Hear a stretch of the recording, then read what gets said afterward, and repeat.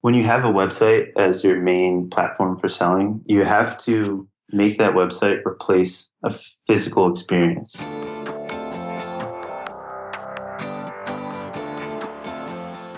Hey, my name is Felix Tia, and I'm the host of Shopify Masters, a weekly podcast powered by Shopify, the easiest way to sell online, in person, and anywhere in between. Each week, we invite entrepreneurs like you to share what they've learned growing successful e-commerce businesses. In this episode, you'll learn how to get a retailer to give you a shot at selling your products in their stores, what to look for when picking a manufacturer, and how to make your website replace the physical experience of shopping.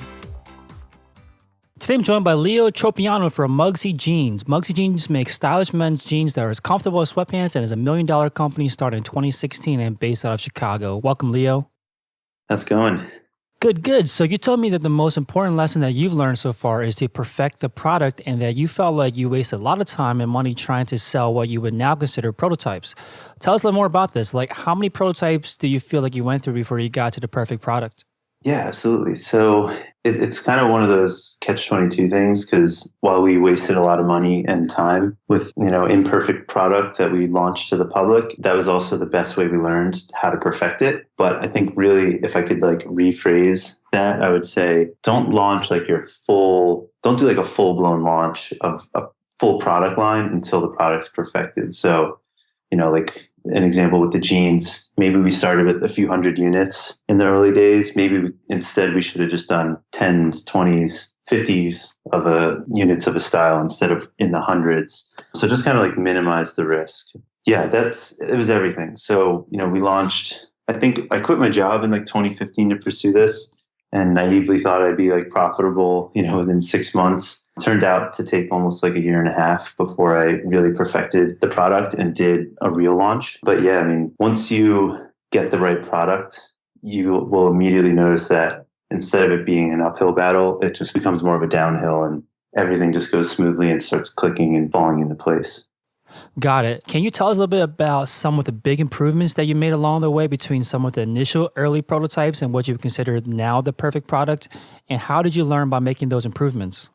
Yeah, absolutely. So I'd say early on, I'll just give a bit more background as to, why I got this idea and wanted to start the company. But, for me, it was, I went into the real world and I wanted to find jeans that looked better. So I knew the baggy clothes I'd been wearing in college where it was time to just kind of drop them off at Salvation Army and upgrade. It's kind of in the professional world. I needed to have more appreciation for my appearance. So went out looking for jeans, couldn't find anything. And jeans are they were at the time, harder for me because I was a soccer guy. So I had bigger legs, a bigger butt. So anything slimmer just became extremely uncomfortable and intolerable. So I was kind of left with this choice of sacrificing comfort or style. And I thought it shouldn't have to be that way. So the initial concept behind the company was, if I were to solve a problem, I would say that it was to make a jean that was both comfortable and stylish. And so the early prototypes they kind of focused more on the style and they didn't quite meet the comfort aspect. And so I think it wasn't until I really nailed down the fit and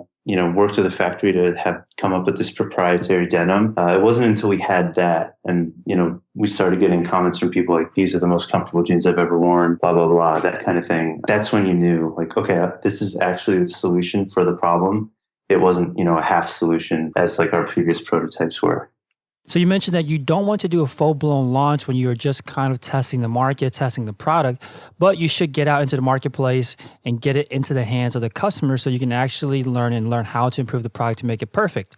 Can you talk a little about what kind of launches then would you consider doing, or maybe what you would recommend if you were to go back and kind of do it all over again?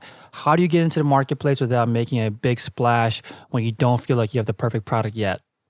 Yeah, no, it's the most important thing is just get the product to your target audience as soon as you can. And that's when you'll learn the most and you'll learn what you have to tweak to perfect it. So for me, I kind of started with, we got samples of the jeans, the kind of prototypes.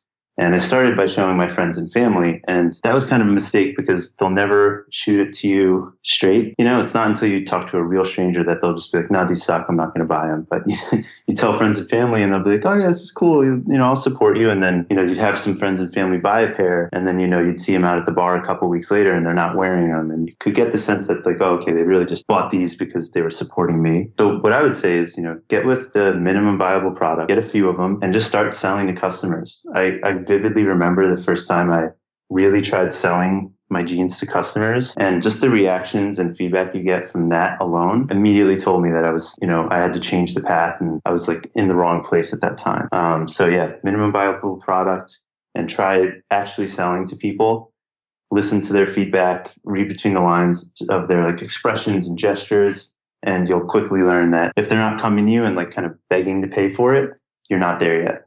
Where and how are you selling these early prototypes? Yeah, so early on, I would kind of go to every denim store in Chicago, and it's sad that most of them are no longer here. And I guess I'm partly to blame for that because the e-commerce space is kind of killing that physical store. I basically went to one of the better denim stores in the greater Chicago area and got in with the founder. I just kind of forced a meeting with him, told him what I was about. And it's funny because early on he said, I can tell this product isn't it, but I can tell that you're going to get there kind of thing. So he kind of extended an olive branch to me and said, here, come in, next Saturday, bring your jeans and you can just try and sell them to customers. I won't charge you for anything. Just set up shop and I'll give you the opportunity to steal business from me to my own customers in my own store. And that's what I did. So I showed up with, 20, 30 pairs on a Saturday, their hottest day, and tried to sell it to customers. And, it's kind of like I said, immediately you just get the vibe from people when you're actually trying to sell them something, when you're actually asking them to go into their wallet and give you cash. You can immediately tell if you're on the right track or not. That's a great way to get early sales and early feedback. Just go in person, go where the customers are already going, like going to these denim shops or jean shops. They're going to be interested in jeans, so it makes a lot of sense that you're able to get in there. Yep. So based on your experience, what do you find that retailers care about? What will make a retailer give you that kind of shot now that you look back on your experience? Yeah, it's tough because even a lot has changed in the 3 or 4 years since that moment that I did that trunk show at the storefront on the Saturday. And we've since shifted the focus of the company totally away from kind of retail relationships and focused exclusively online. So I can't quite say so much anymore. But at the time, I think the reason that I got in with that store was the owner he was just cool. I don't know how to explain it beyond that. He just kind of saw what I was trying to do here. And I think he appreciated the ambition. And, I kind of hounded his phone system to get in front of me, going through a lot of different people in his organization to get to him. I think when I finally did, he had been aware of me just from people being like, hey, this Leo guy keeps calling you. And so finally he was like, all right, I'll take the call. And instead I just kind of went out there and met him one day and we just hit it off a bit. But yeah, he appreciated the ambition and at the same time, another thing I found from launching this company is to be amazed at how many people are willing and excited to help you.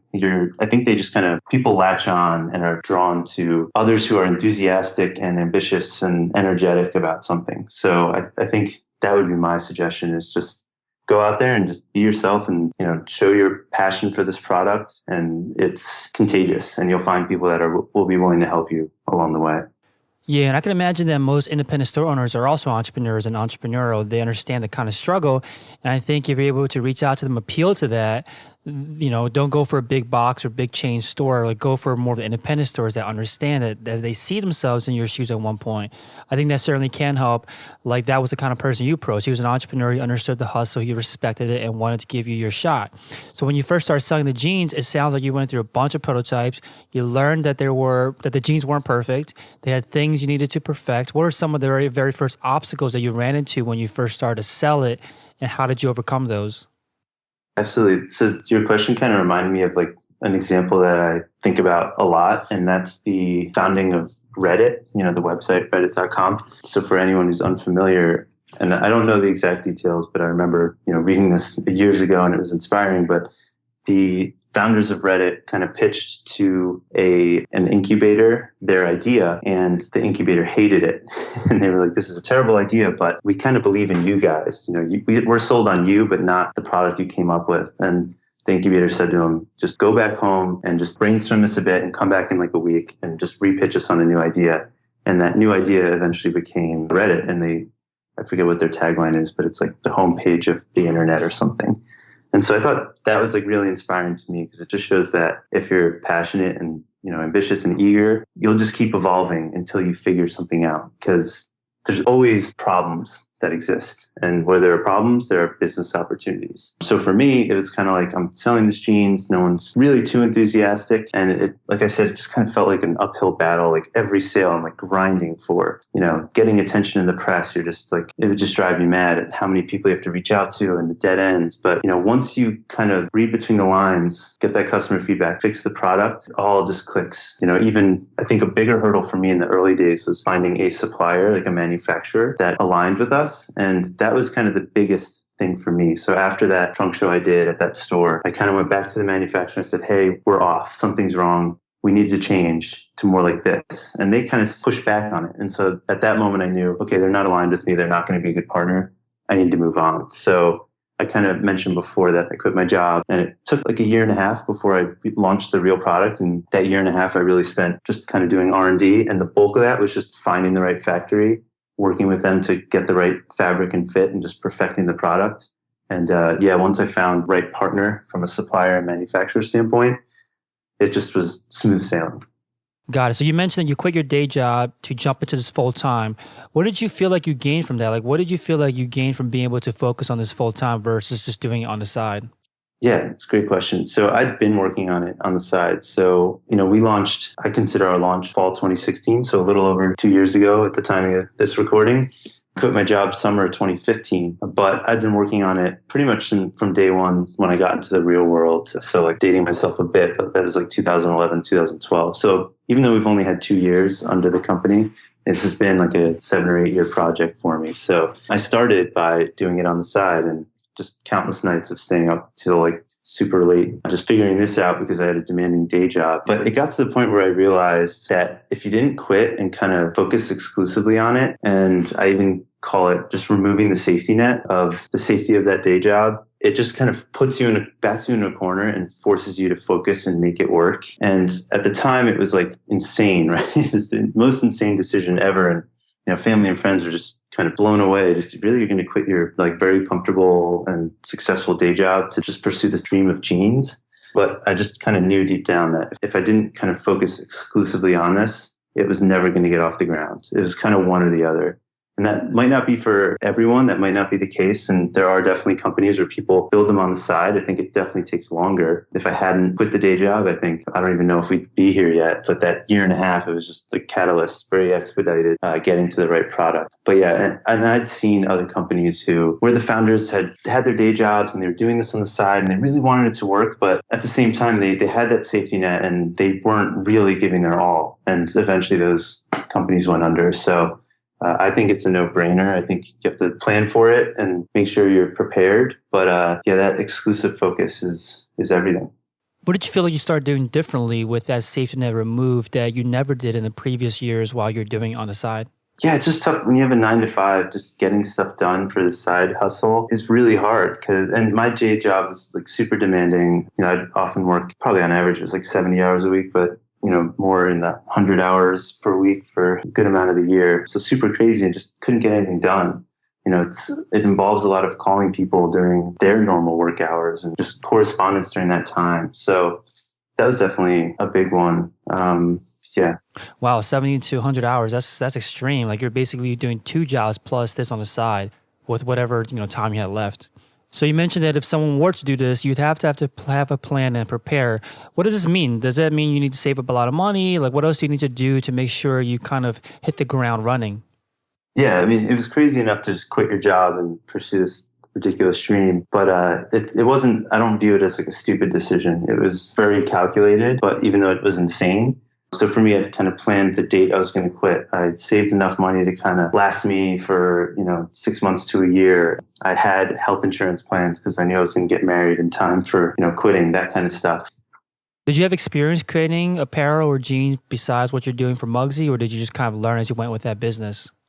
Yeah, I had no apparel experience. I was more in like the finance consulting world. So, from when I got the idea, the first thing I did and set out to do was just meet everyone I could in the industry. And that ranged from owners of stores, owners of brands to college students who are studying fashion and apparel. So it's just kind of learning as much as you can and meeting as many people as you can. I like that you didn't just decide to try to study this on your own independently, but you went to meet people in the industry, you met people that are working or plan to work in the space. Did you kind of have like an intention when you were going to meet them? Like, how did you know how to make the best use of your time when meeting with these experts? It was more, I kind of had the idea for the product, and there were all these questions I had that I knew it would take to get to the prototype stage. So it's just kind of, depending on who I met and who was introduced to, just choose the questions, and then eventually all of them were answered. And like I pointed to earlier, that ambition is really contagious, and that enthusiasm. So you meet one person and they'd give you an answer that was great, and then they'd be like, and you know what, you should meet so-and-so too, because they can probably help you in this area. And then like next thing you know, you just get passed along the chain, and you have this huge network and just like this wealth of knowledge from essentially experts. So you had to change manufacturers and try to find someone that understood more where you were going and what you wanted to do, kind of essentially be more agile and more adaptable, more flexible, able to switch or change things up based on the feedback that you were getting. How did you make sure that the next time around that you were able to find the right partner? What kind of questions were you asking, and how did you make sure it would be a good fit? Yeah, it's really tough. It's kind of like hiring an employee. I feel like you don't really know until you're working with them. But for me, I definitely learned early on that you should trust your gut, because I immediately could tell, if my gut reaction was saying, hey, I think this is going to work, or it's not, it tended to be right, much more than like my logical brain trying to analyze would this work. So that's like a really imprecise and kind of terrible answer. But early on, it's just kind of the gut check. But even beyond that, just, try working with people, and you'll learn pretty fast if it's going to work or not. And if you can take a low risk with that, then that's definitely the best way to go about it.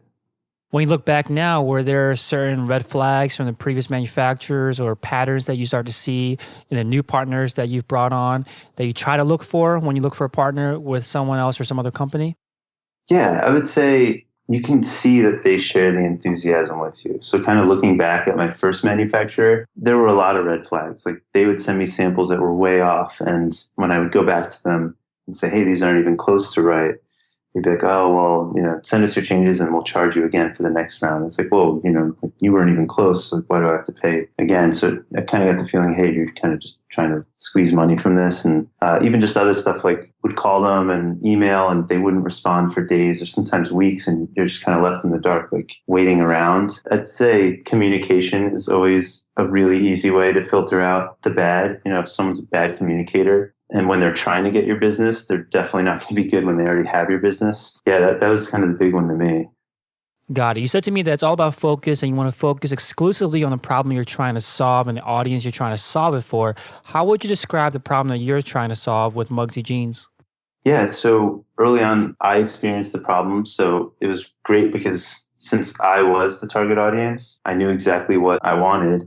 So it was a little lucky there. I think it's a bit harder to make a product for someone else. But at the same time, I also knew that my friend group and greater network were also the target audience, people that were similar to me. So, it was easy to just kind of be like, hey, man, can I pick your brain? Or go out, take a friend out to drinks and just, ask them a few questions, show them a few things and just learn from them. But I just kind of started super small, me and my friend group. Let me solve this problem for us. And if I can solve it for us, I know it's going to work for everyone else. Got it. Did the focus of the problem that you're trying to solve evolve as the business grew, or did you always have the same kind of focus from the very beginning?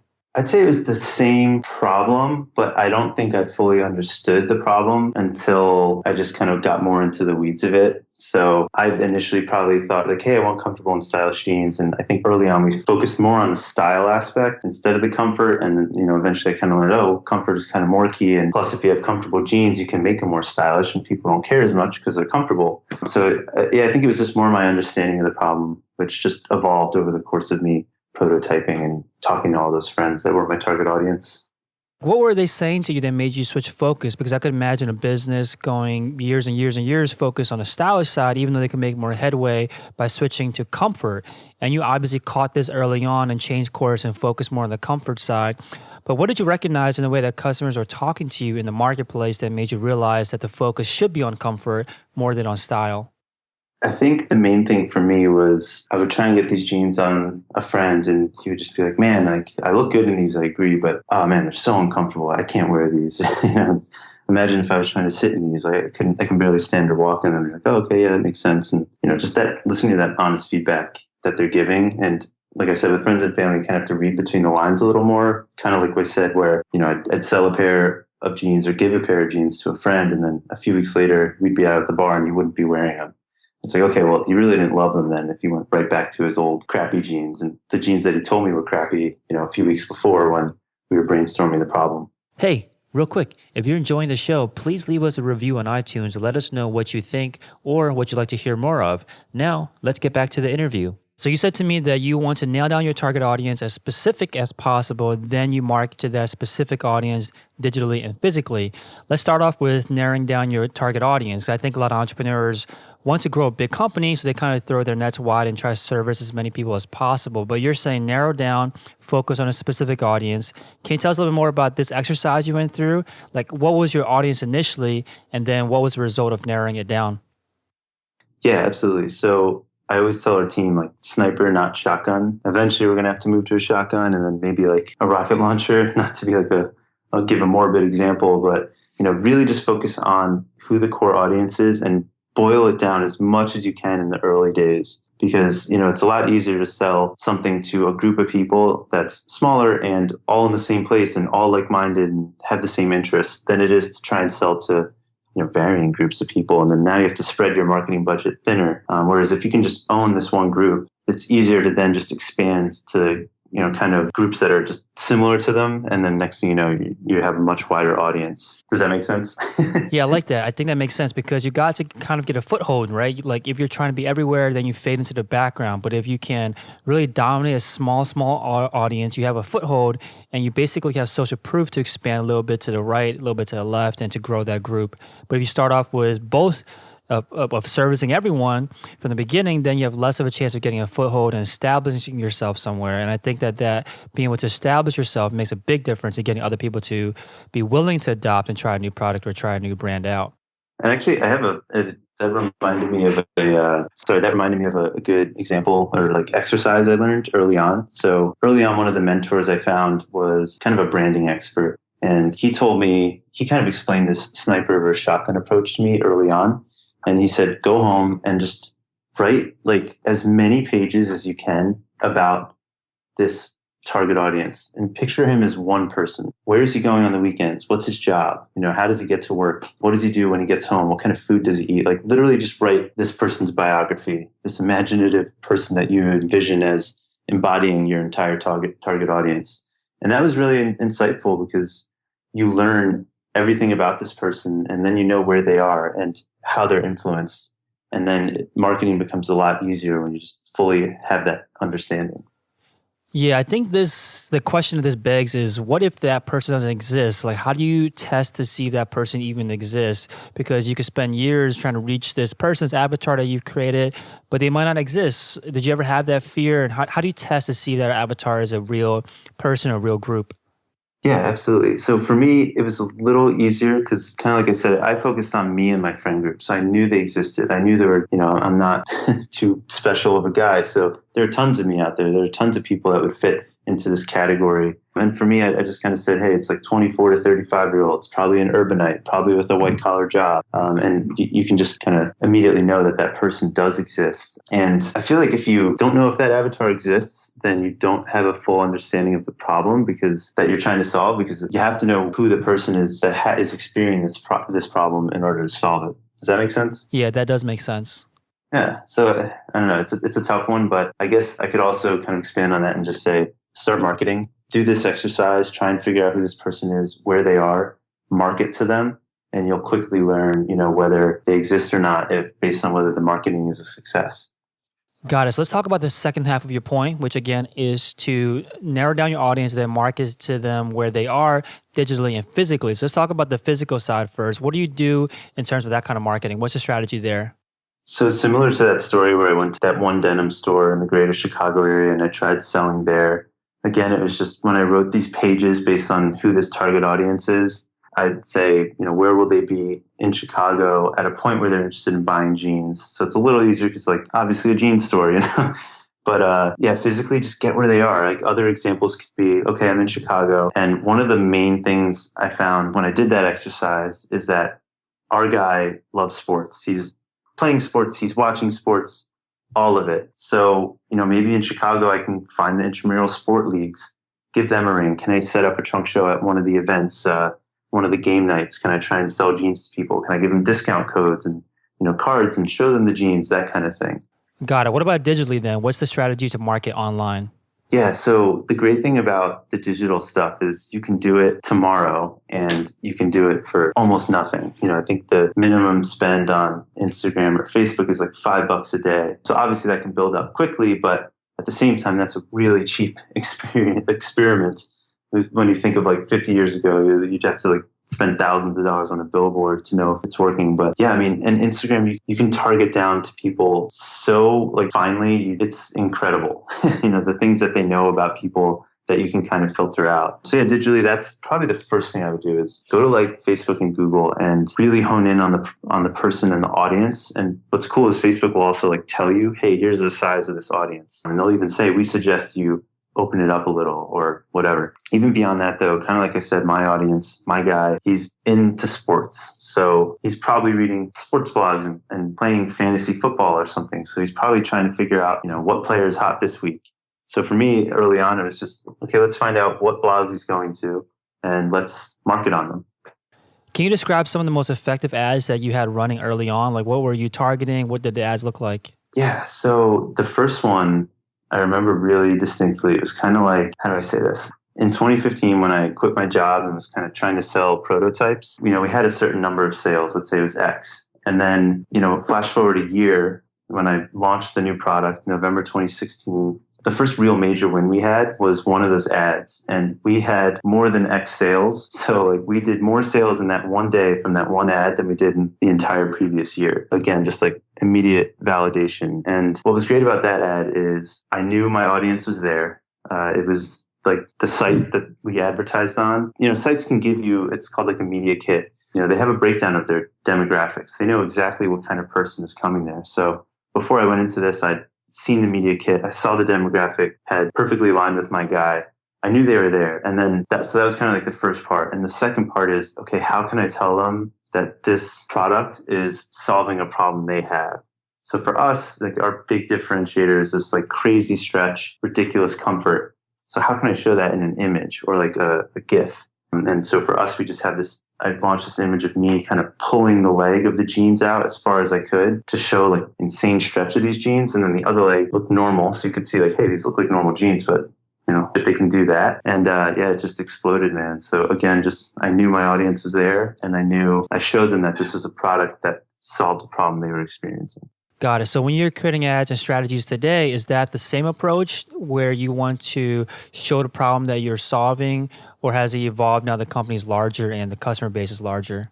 Yeah, no, it's very much still similar. And I think you have to keep in mind that people are inundated with ads more than ever nowadays. You can't go 3 seconds without seeing an ad somewhere if you're on your phone. So you have to make noise and get their attention right out of the gate. So we do a lot of stuff that says, check this out. This is a problem you're having. This is the solution in as short and direct as a way as you can. Got it. So what about PR? Because I see here you've been featured in big publications like Men's Health, Barstool Sports, Esquire, BuzzFeed, Thrillist. How did you get featured in those publications?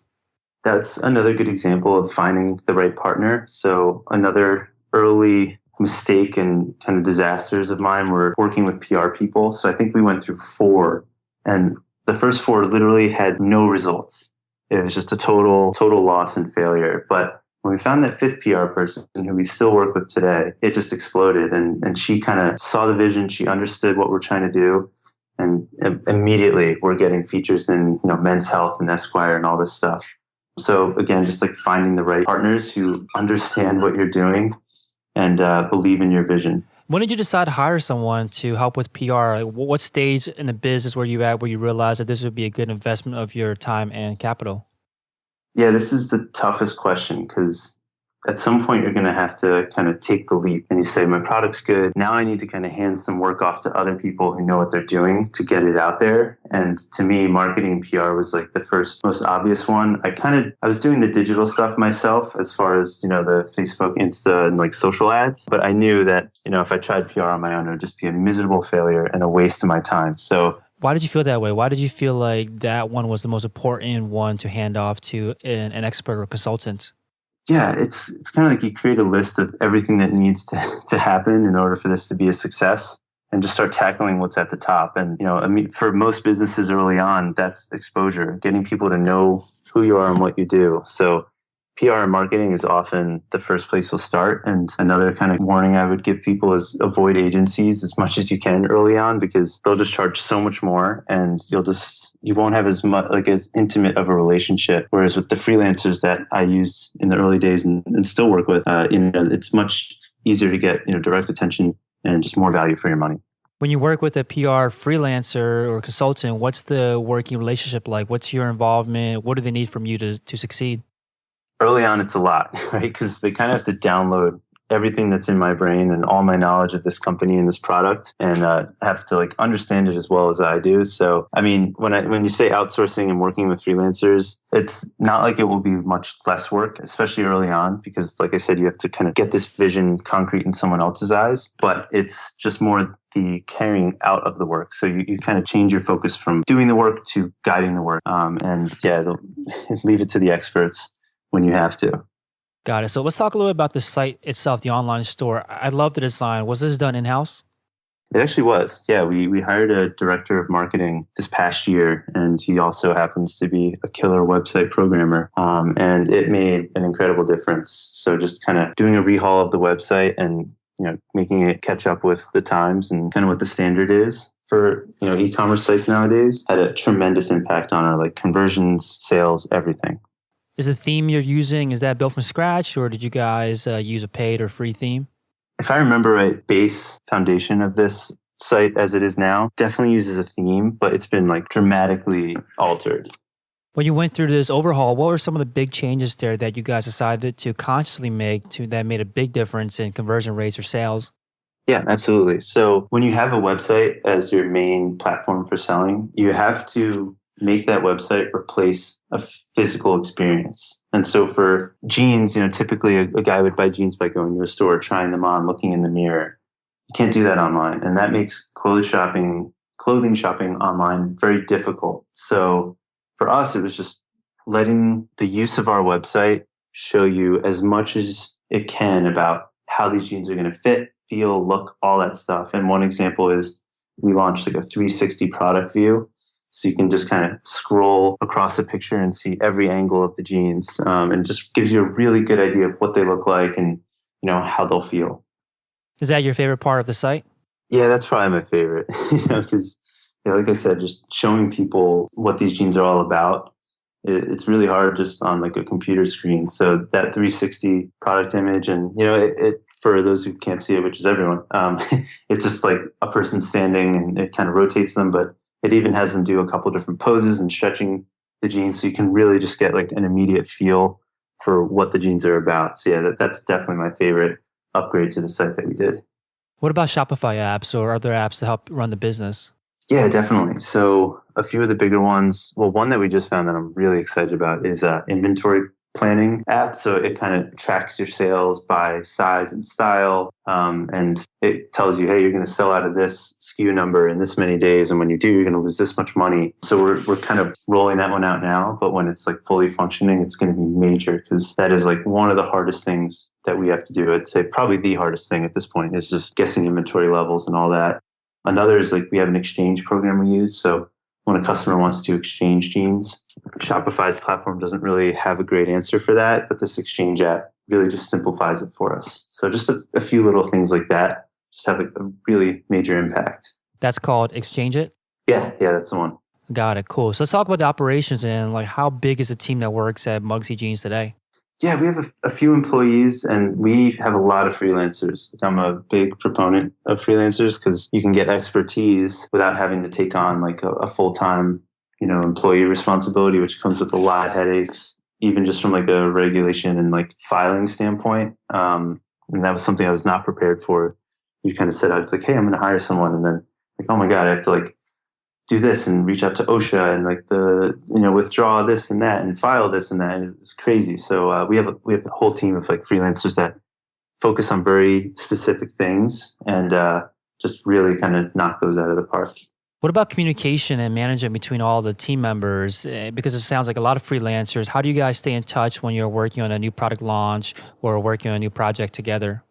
Yeah, that's tough. And that's something we've definitely been bad at in the past. And, kind of working with the freelancers more recently, we've learned that. A lot of them sometimes feel in the dark or, hey, we didn't know about that. And if we had, we probably would have changed this and that. So it's become much more like include everyone on everything. So like any email you send out, CC the whole team. And if it doesn't apply to them, they'll just X out of it and ignore it. But at least they'll have the opportunity to read it and, kind of get involved if they need to. Got it. So thank you so much for your time, Leo. So MugsyJeans.com is the website. I'll leave you with this question. What do you think needs to happen for you this year to consider 2019 a success? I would say just continuing to build the momentum. So we've kind of got the rocket off the ground and now it's just, let's keep it going, just keep pursuing our goals and aligning with the forecast. Awesome. Thank you so much, Leo. Cool. Thanks so much, man. Thanks for tuning in to another episode of Shopify Masters, the e-commerce podcast for ambitious entrepreneurs powered by Shopify. To get your exclusive 30-day extended trial, visit shopify.com/masters.